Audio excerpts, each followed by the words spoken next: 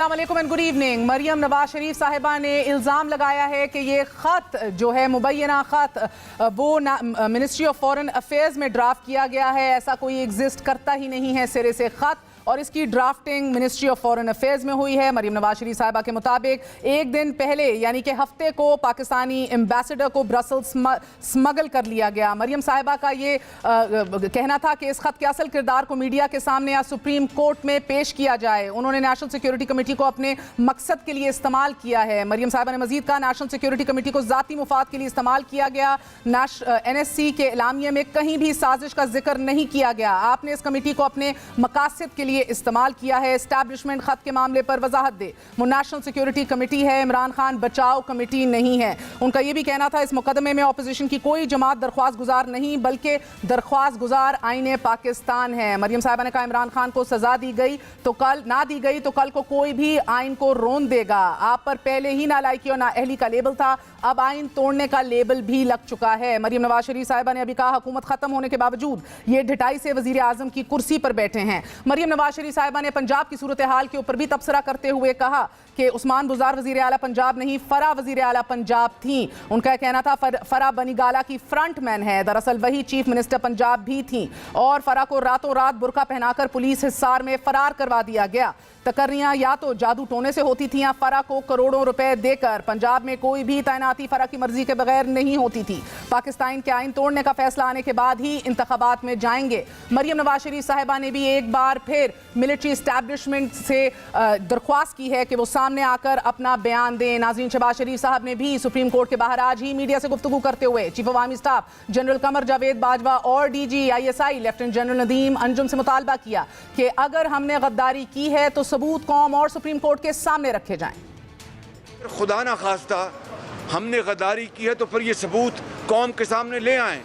कोई खुदा ना खास्ता किसी खारजी ताकत को दावत नहीं दी, कहीं खुदा ना खास्ता कोई खारजी वसाइल इस्तेमाल नहीं किए, तो फिर दूध का दूध और पानी का पानी होना चाहिए। क्या नेशनल सिक्योरिटी काउंसिल में जो मिनट्स पास हुए जिसमें बाहर की बैनुल अक़वामी साजिश और ऑपोजिशन का कोई रोल है, तो फिर खुदारा इस बात को सामने लेके आएँ।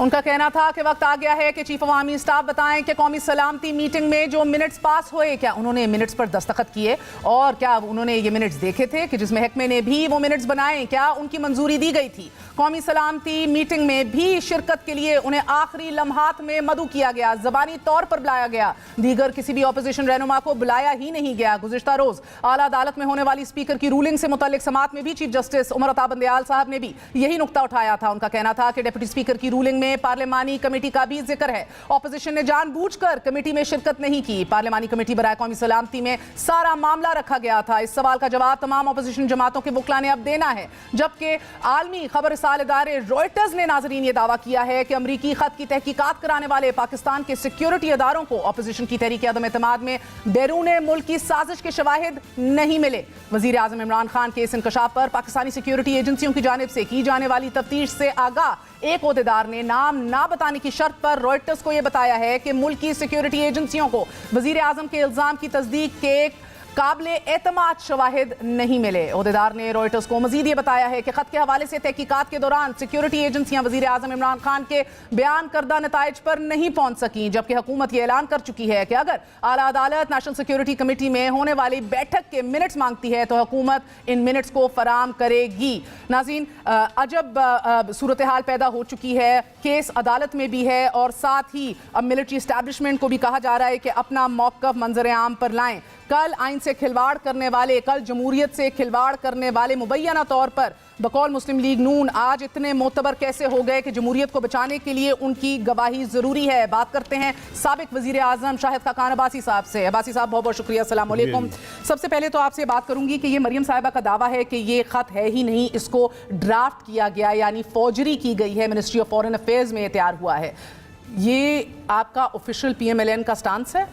जी, ये हमारे पास कुछ हक़ाइक़ आए हैं और इसको इन्वेस्टिगेट करना बड़ा ज़रूरी है। और उसका एक ही तरीका है कि जो सफ़ीर हैं वो पेश हों पार्लियामेंट्री जो सेनेट की स्पेशली जो कमेटी अब है फॉरेन अफेयर्स की, और वो इस ख़त को देखकर बताएं कि ये उन्होंने लिखा था या नहीं। आपके पास सबूत हैं कि मिनिस्ट्री ऑफ फॉरेन अफेयर्स में वो बने बता हैं? देंगे ना हमें। ये हकायक कुछ ऐसे मिले हैं कि ये ख़त वहाँ से कुछ और लिखा गया, यहाँ से उसको अमेंड किया गया, फिर उसको पेश किया गया NSC के अंदर। ये इस बात की क्लैरिफिकेशन बड़ी ज़रूरी है। और आपके पास जो हकायक आए हैं वो इतने ठोस हैं कि अब आप लोग ऑफिशियली आपके आला ओहदेदारान आपकी जमात के ये प्रेस कॉन्फ्रेंस में ये क्लेम कर रहे हैं। जी, हम ये कह रहे हैं कि या इधर आवे का आवा ही बिगड़ा है sir, ministry of foreign affairs के अंदर भी फौजरी हो रही है। जहाँ मुल्क का सदर, वज़ीर आज़म, स्पीकर, डिप्टी स्पीकर, वज़ीर कानून, वफाकी वज़रा मिलकर आइन तोड़ें, एक साजिश बनाएं, तैयारी करें, प्लानिंग करें, आइन तोड़ें, वहाँ पीछे रह के गया है। खत की फौजी करना तो बड़ी मामूली सी बात है। मरियम साहिबा ने वजह फरमाया कि स्पीकर आइन किताबें है, आइन स्पीकर किताबें नहीं है, जी, बिल्कुल। और आर्टिकल 6 का जिक्र किया। सर मैं आपसे जानना चाहूंगी, आप वजीर आजम पाकिस्तान रह चुके हैं, आपकी वो वाहिद जमात है जिसने आर्टिकल 6 इनिशिएट भी किया एक साबिक आमिर के खिलाफ। आर्टिकल 6 के बाद वो अलग बात है कि उसको बाहर भी आप ही की हुकूमत ने भेजा, लेकिन आर्टिकल 6 के अंदर 4 बड़े अल्फाज हैं: abrogate, subvert, suspend, hold in एबेंस।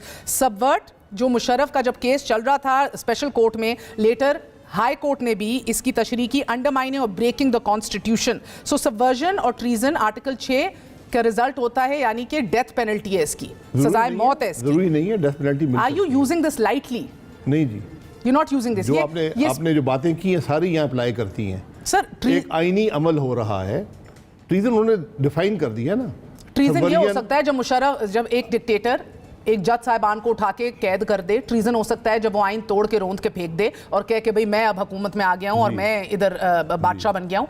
ये miss interpretation of the constitution है या ये सिरे से आइन तोड़ने के अगर मुतरादिफ है? स्पीकर भी यही करेगा, आइन को तोड़कर फेंक देगा।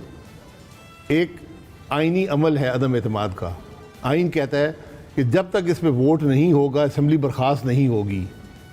आप वोट भी नहीं होने देते, असेंबली बर्खास्त कर देते हैं। आइन टूट गया ना, आर्टिकल 6 आ गया। सो सर बिकॉज स्पीकर तो ही अपने इख्तियारात से तजावुज किया, अपने इख्तियारात से सुन लीजिए मेरा मुद्दा सुन लीजिए, इख्तियारात से तजावुज किया, ठीक है, लॉ की सबवर्जन की, ठीक है, मगर सर कॉन्स्टिट्यूशन की पॉसिबली, मेरा मतलब है कि इसको तो सेट असाइड कर दे सुप्रीम कोर्ट और वापस लाजिम कर दे कि वोट ऑफ नो कॉन्फिडेंस होगा तो समझ आती है, मगर आप कह रहे हैं कि इसको सजाए मौत देनी चाहिए। डिप्टी स्पीकर को भी, इमरान खान को भी, सदर मुमलिकत को भी, ये सजाए मौत के मुर्तकिब है। इनका सजाए मौत के नहीं है, ये आर्टिकल 6 तोड़ा है इन्होंने। आर्टिकल 6 इन पे अप्लाई होता है। आर्टिकल 6 की पनिशमेंट क्या है? डेथ भी है, डेथ भी है, और ये कैपिटल पनिशमेंट जी, और जो भी और सजा अदालत दे दे। ये हाई ट्रीजन है, आपने आइन तोड़ा है। डेथ भी है? डेथ भी है। It's punishable by death. It is punishable. Treason, high treason is no, it is other में क्या है सर? कैद हो सकती है, उम्र भर की कैद हो सकती है। उम्र भर की हो सकती है, कम भी हो सकती है, वो मुझे पता नहीं क्या क्या उसके अंदर लिमिटेशंस हैं। मगर इनको सजाए मौत ना सही, आप कह रहे हैं कि कैद जरूर होनी चाहिए। किस जरूर होनी किस किस को कार्रवाई? किस सदर मुलव्वस है, हाँ, प्राइम मिनिस्टर मुलव्वस है, ठीक है, स्पीकर है, हाँ, डिप्टी स्पीकर है, हाँ, वजीर कानून है, हाँ, और दीगर वफाकी वज़रा जो इस मुशावरत में शामिल हुए। हाँ, यहाँ मुशावरत हुई है, हाँ, यहाँ प्लानिंग हुई है। अगर आइन तोड़ा गया है, सबके सामने तोड़ा गया है, अच्छा, आइन वाज़े है। अब मुझे और हाँ, सबसे बड़ी बात यह है, ये तमाम अफराद वो हैं जो हलफ उठाते हैं कि मैं आइन का दिफा करूंगा, मैं आइन को प्रिजर्व करूंगा, मैं आइन को प्रोटेक्ट करूंगा। हलफ में लिखा हुआ है। सर मुझे जरा सा ये दुख लगता है दोनों साइडों से, बल्कि हर जगह से ये ट्रीजन, गद्दारी, आर्टिकल 6, ये सारा इतना लाइटली